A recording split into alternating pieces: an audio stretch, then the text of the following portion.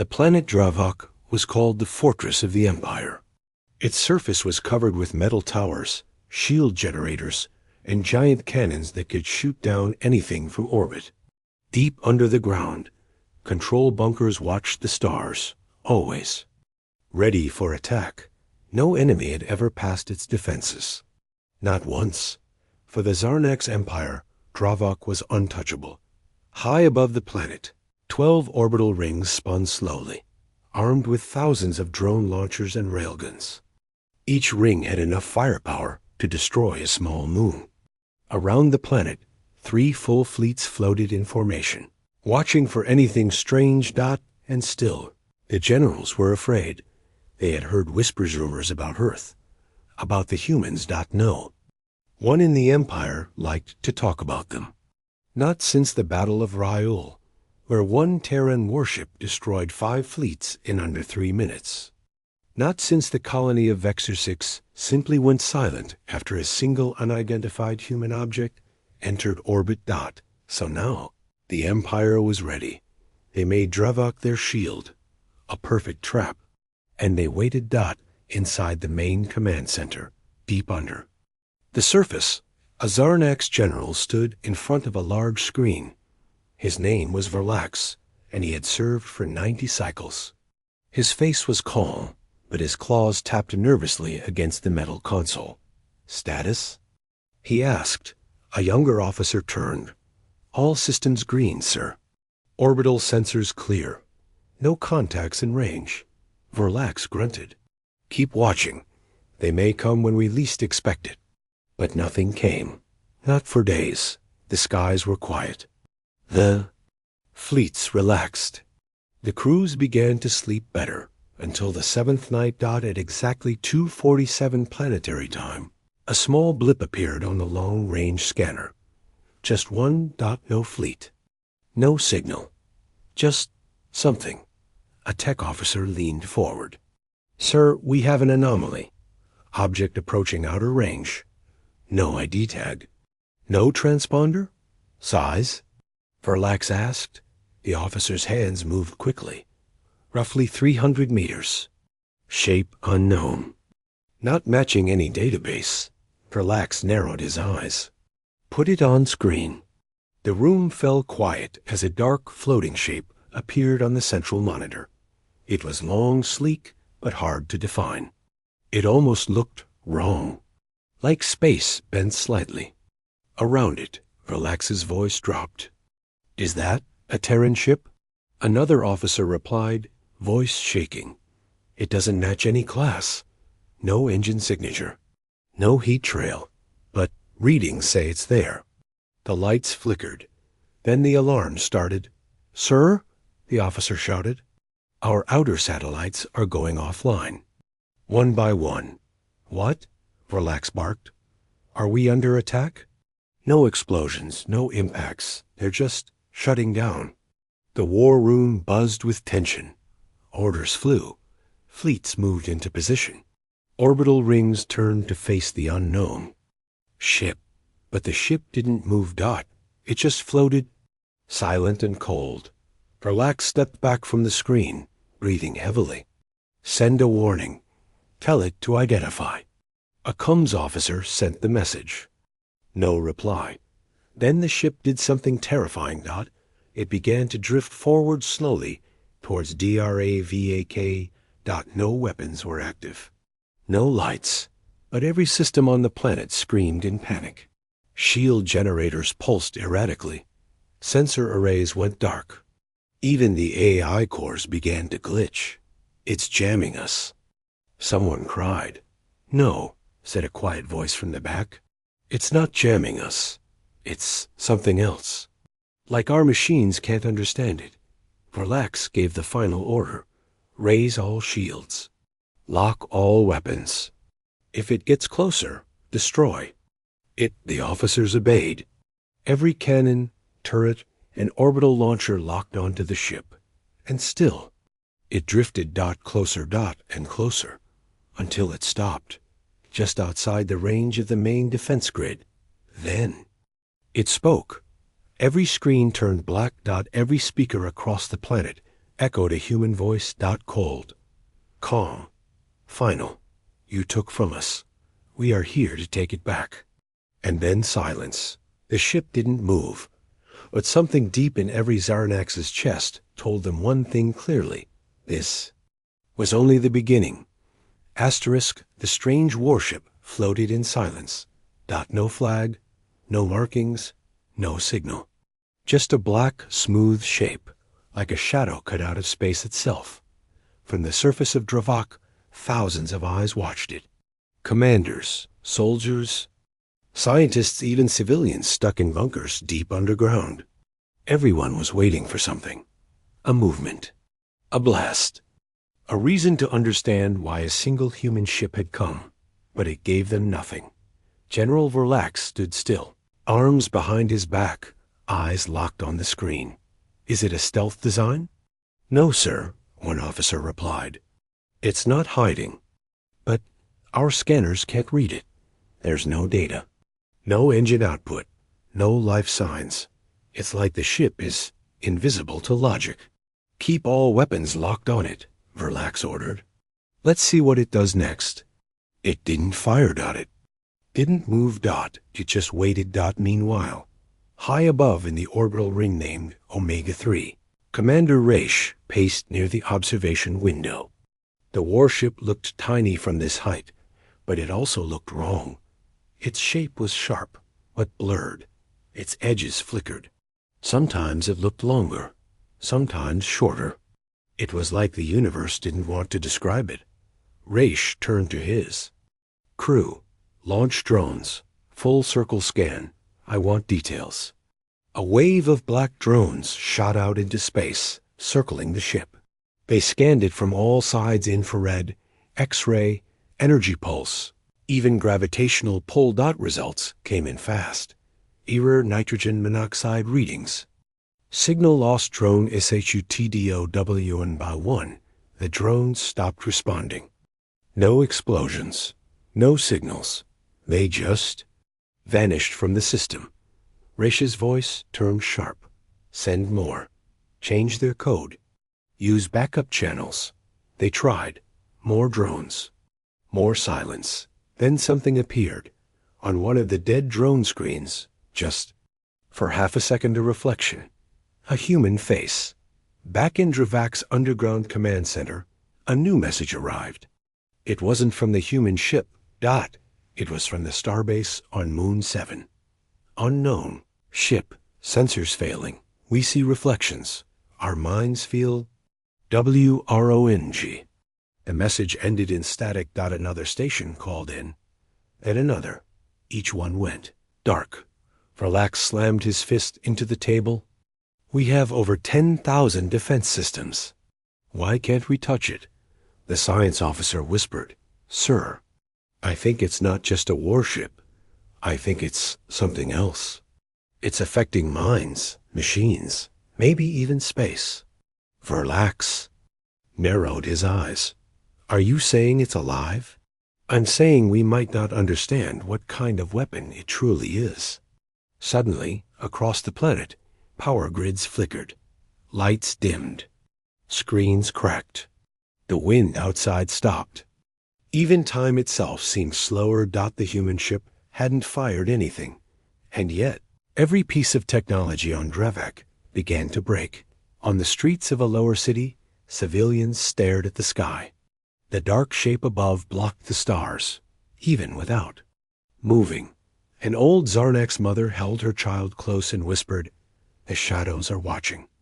In orbit, a fighter squadron attempted a direct run.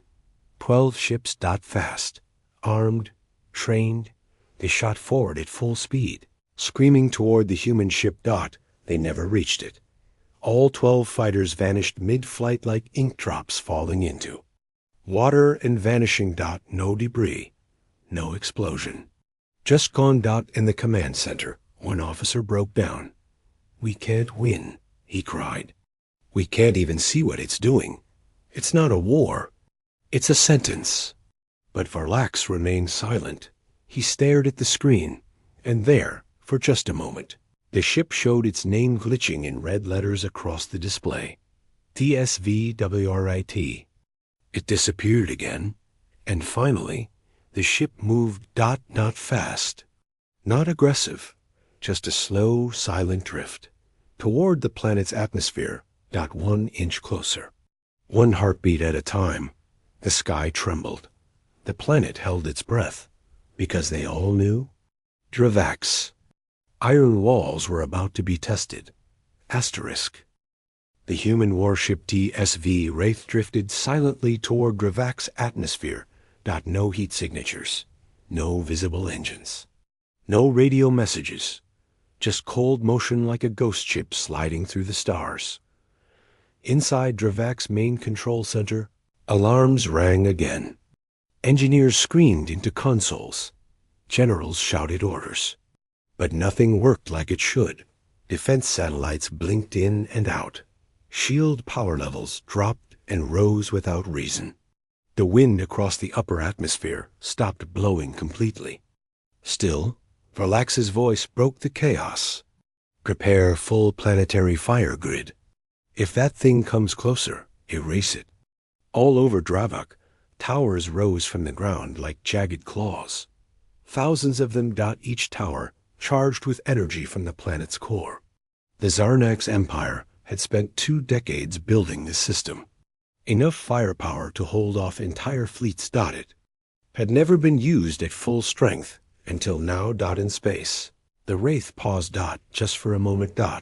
And then it shifted. Not turned, not banked, shifted, like the universe bent slightly to let it move. Passed through the edge of the defense perimeter. That's when the towers fired. Massive beams of pure plasma shot into the sky. Guided missiles followed, their engines roaring. Laser nets formed a cage around the Wraith's path. Every weapon launched, every defense activated. For 3 full seconds, the sky above Dravak turned white with fire.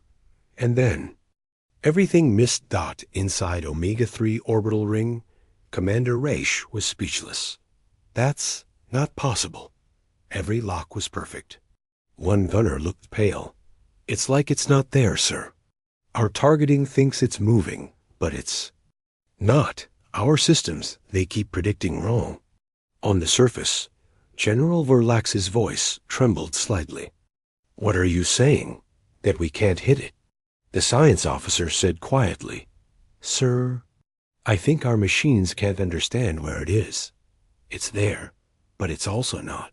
One technician collapsed. Another covered her ears, whispering, It's humming. I can hear it in my bones. No sound came from the ship. Not really. But across Dravak, creatures began acting strangely. Animals fled into the forests. Birds smashed into walls. Even the hardened Zarnax soldiers felt pressure behind their eyes. Something unnatural had arrived. Above the capital city, the Wraith finally stopped again. Still no weapons fired. Still no damage done.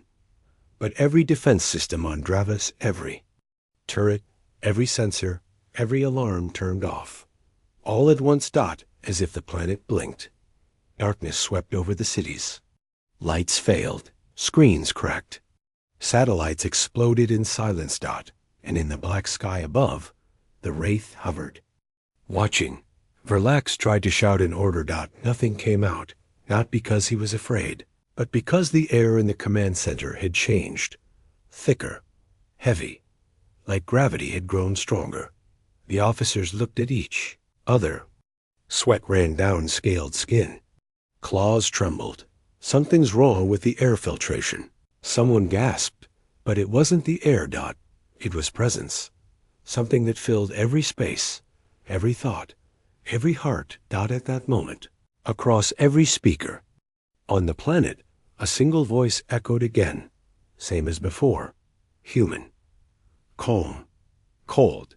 Judgment begins. No shouting. No emotion. Just the end. The Wraith moved again. Not fast. Not slow. Just exactly enough.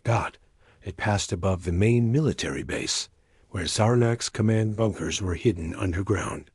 The concrete was thick. The shields were ancient. And still. They cracked. Hairline fractures split the surface like ice. Breaking under weight, buildings didn't explode. They collapsed inward, like gravity had changed. But only there. Only that base. The rest of the planet remained untouched. Every Zarnax soldier now understood. This wasn't just power. This was precision. This wasn't a fleet. This was a message. And Earth had sent it. Up in the sky. The Wraith stopped once more. Hovering. Watching. Silent. And still, it hadn't fired a single weapon. But the war had already begun.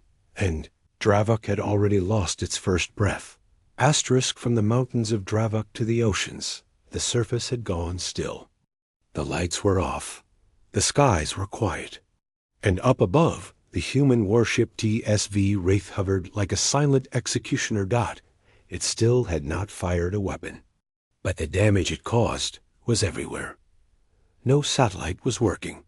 No drones were flying. No defense systems could see straight. It hadn't broken their machines.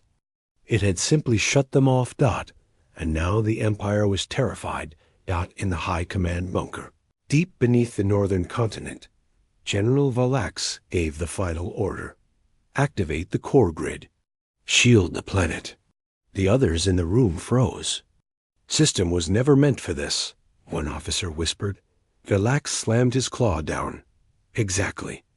We built it to stop a god. And now we face one. Buried thousands of meters under the planet's surface was the star core. Defense grid, a massive shield powered directly from Dravak's molten heart. It had been built during the old wars, designed to protect the entire world from planetary bombardment. It had never been used at full capacity. Until now, with a scream of energy. Glowing lines of red cracked across the planet's crust. Towers lit up. The sky turned orange. A dome of pure energy began to rise over the world layer upon layer of shielded atmosphere. Orbiting rings focused their power into the grid, amplifying.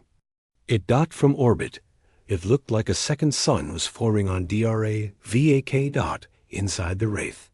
No crew was seen. No command bridge. No reply, but the ship moved. Just once. A small adjustment. It turned slightly, aiming directly at the capital shield tower. And fired. It wasn't a missile. It wasn't a laser. It wasn't even a sound. Just a soft pulse. Like a drop of ink falling. Into water. Barely visible. The pulse hit the shield wall. For half a second, it held. Then, crack like glass. The energy field split, not shattered, not exploded. Just quietly. Broke across Dravok. The people screamed. The sky had turned black again. The shield that was supposed to protect them from anything in the galaxy was gone. And still, no one could explain how. Commander Raish watched from the orbital ring as the planet's strongest defense simply stopped existing. One moment, it was there. The next, it WAS N single quotes T. No fire. No noise. The readings all returned null. Down below. In the control bunker, someone whispered, "This isn't war." Verlax turned sharply. "What do you mean?" "This is something else," the officer said, shaking. "It's like we built all this to stop a spear." And someone just walked past it. Another replied in a low voice, "Sir, I think they're showing us what we truly are, defenseless." Suddenly, a massive energy spike came from the Wraith. It didn't target weapons. It didn't aim at cities. It targeted the sun. The readings came in fast. "Sir," someone yelled, "our star just dimmed by 3%. Something pulled energy from it." Verlax turned pale. "That's impossible." "No, sir," the tech whispered. "It happened." Then the Wraith spoke again. Its voice echoed across every speaker, every system, even dead ones. "You called yourselves rulers. You built walls and thought they'd hold.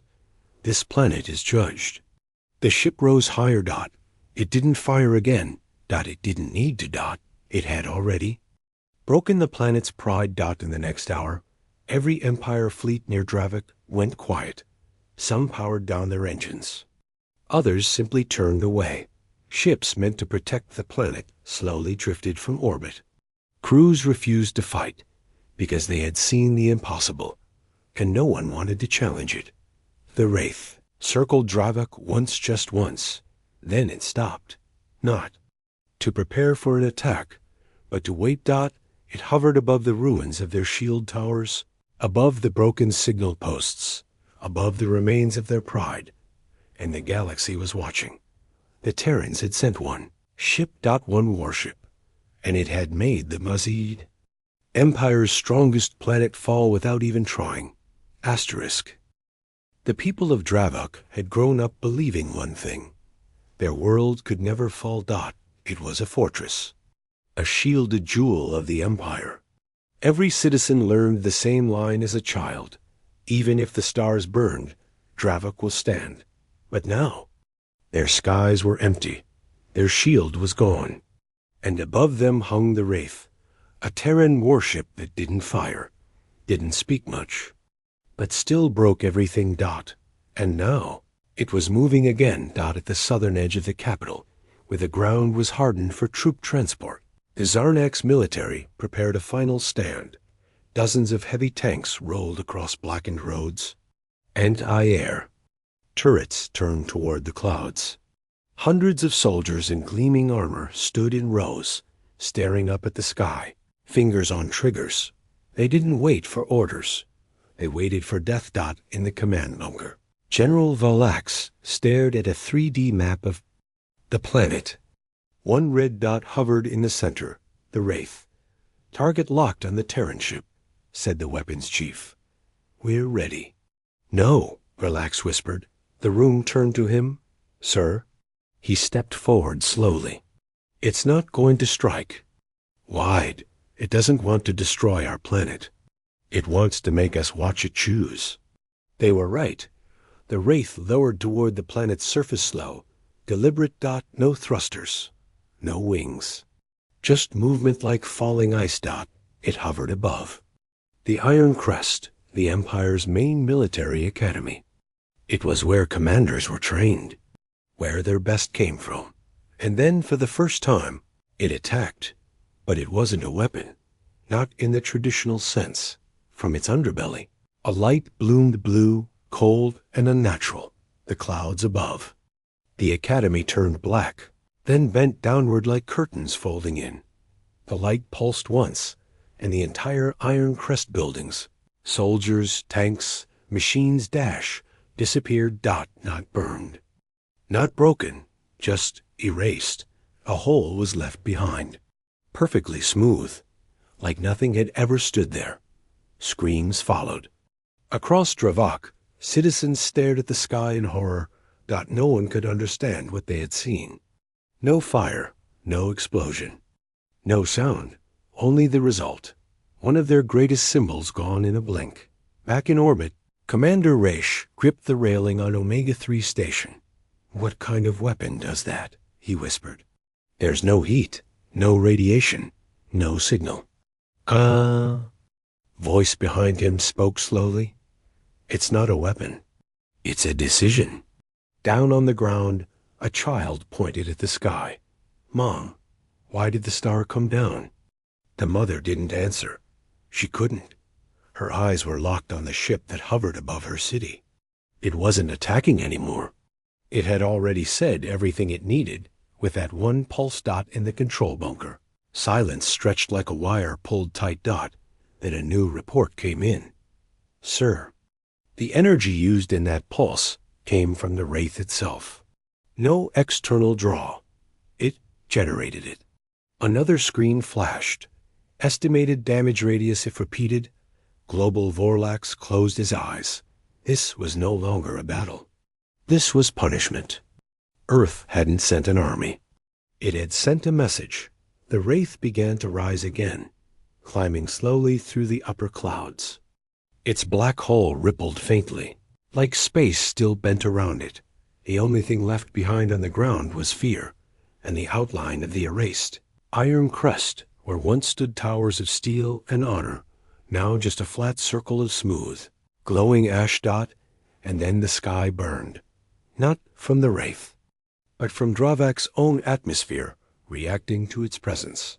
Auroras twisted unnaturally across the night. Sky green and red flames dancing without wind. Birds fell from the air. Communication signals warped into static. Some began hearing voices. In their heads whispers in Terran tongue, repeating, "Remember this. We see you. Never again." General Vorlax stepped back from the command table. His voice was quiet, but clear. "Prepare to open a channel," he said. "We're not ordering an attack." He turned toward the others, eyes hollow. "We're sending a surrender." Asterisk above the burning skies of Dravak. The wraith held its position, floating without sound, unmoving like a dark god carved from starlight.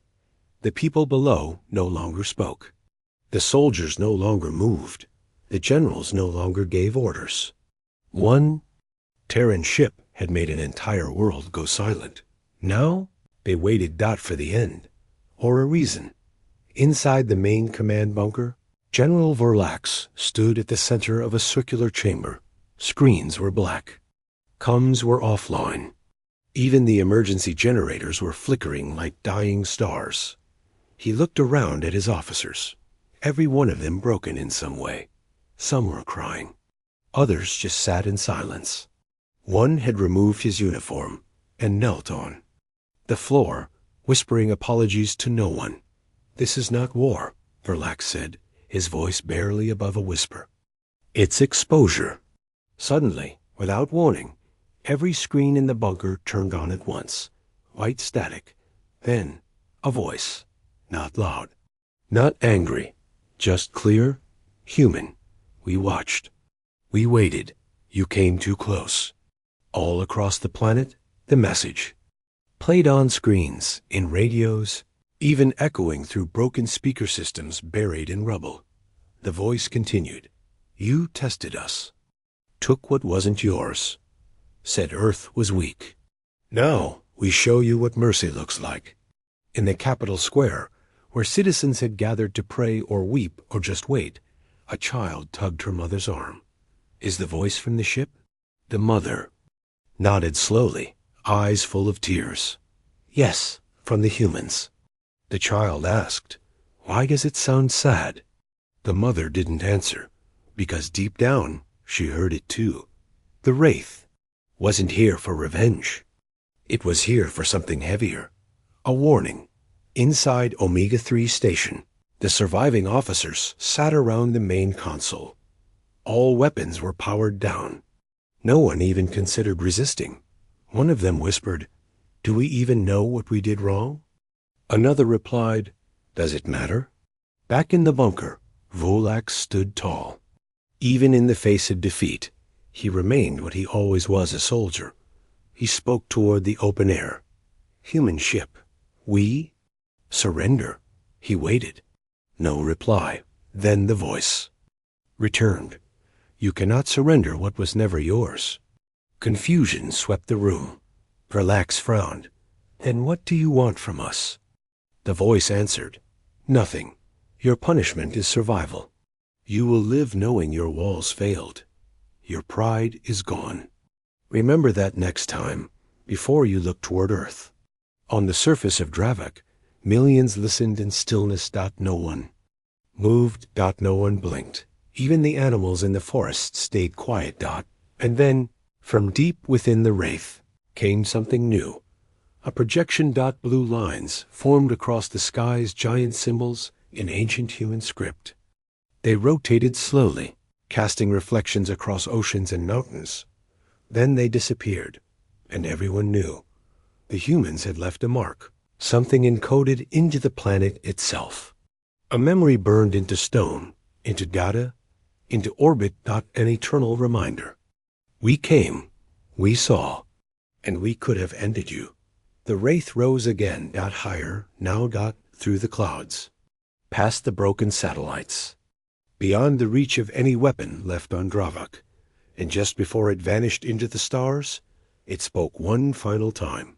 Earth does not seek war, but we end it. Then it was gone. No flash, no jump, no trail. Just vanished. On Dravak, the winds began to move again. Light returned to the sky. Systems flickered back to life slowly, like a wounded animal trying to stand. But the world was not the same. The Zarnax Empire, once proud, once feared, had been humbled not by a fleet, but by a single warship. Asterisk. The skies above Dravak were empty now. The wraith had gone. No explosion, no sound, no trace, but its presence remained like a shadow earned into memory. The people still stared upward, unsure if they were finally safe, or if the silence meant something worse. They didn't cheer. There was nothing to celebrate. On the surface, the once mighty cities of the Zarnax Empire stood like broken statues. The shield towers were nothing but melted frames. The Capitol building, once tall and shining, was dark, its top half simply missing, as if snatched away by a hand too large for understanding. And in the center of what was once the great military Academy, the Iron Crest, there was now only a crater, smooth, silent, cold. No bodies, no smoke, just absence. Inside the command bunker, General Verlax sat slumped in his chair. No one gave him orders. No one stood at attention. The war hadn't ended. It had been judged. Reports began to arrive from across the stars. Outposts had gone dark, not from attack, but from fear. Fleets abandoned positions near Earth's borders. Ambassadors recalled. Trade routes shifted. Whole sectors locked down. Across the galaxy, one phrase echoed on private channels and encrypted bands. One ship, one world, total surrender. Some Zarnax politicians argued Earth must have sent its most powerful ship, but others, quietly and with trembling voices, disagreed. What if the Wraith wasn't Earth's strongest? What if it was just the first? A transmission was intercepted near the Outer Rim 2 days later. It was faint, garbled, barely readable, but the last line was clear. TSV, Revenant entering Sector 9, observation only, authorization, Wraith class confirmed. It wasn't over. It had only begun. In the Galactic Assembly, leaders from hundreds of species sat in silence. The human seat had remained empty for years. Now, some whispered, invite them back. Others said, apologize. A few, out of fear, said nothing at all, but the truth hung heavy in the chamber. Earth had never needed the galaxy. The galaxy had simply forgotten what Earth really was. Back on Dravak, a young Zarnax cadet walked the ruins of the Academy. He stopped at the edge of the crater, staring down at the impossible smooth surface. He didn't speak. He didn't cry. He simply placed his badge, the mark of the Empire, on the ground. Then he turned and walked away. In the stars above, nothing moved, but all knew they were being watched. Every race, every empire, every soldier, they all knew the message that had been sent across the stars clear, cold, unforgettable. Your walls mean nothing. Your pride is not protection. Earth is quiet, until it decides not to be. The Terrans had not come to conquer. They had come to warn. One ship was enough. No war declared. No planet taken. No mercy begged. Just judgment passed. Story ends. Asterisk.